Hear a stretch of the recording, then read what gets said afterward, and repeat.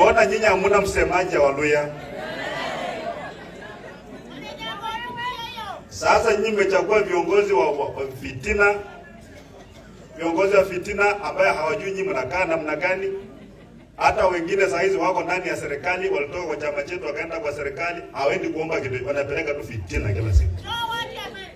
Unaona acha Ruto. Acha niambie kwa bila watu wanasemanga. Hata ile ilifanya ndio wananishika mimi, kulikuwa naulizwa huko ndio wananioji.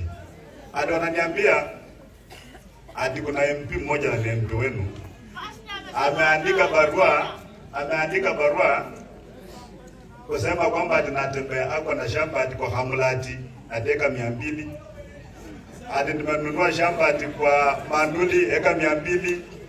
Hadi niko na shamba sio West Pokot 10,000 acres. Really?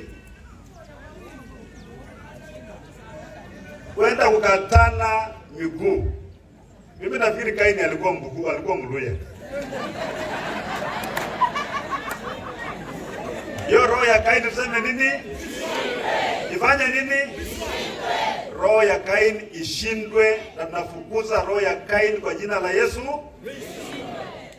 Kwamba tunaokoka kabisa, hiyo damu chafu itoke, na tupige viongozi wetu msasa. Bandu befwe tuangalie viongozi vizuri. Ewana wacha kumunanda kuja huko le khafu, ocheka ngakula kabisa. Paka unauliza ng'ombe inatoa maziwa litangapi kwenda sana mna gani chaka mosti vichanga na majinda hii elwali langa na masina. Unaangalia paka meno kwa mdomo kama iko ng'ombe. Lakini wakati wa kuchagua viongozi, yule ambaye anakuja kupanga maisha hata ya wajukuu wako, wakocha kumchagua hore wakupita na ndikura. Maoni kuna hii.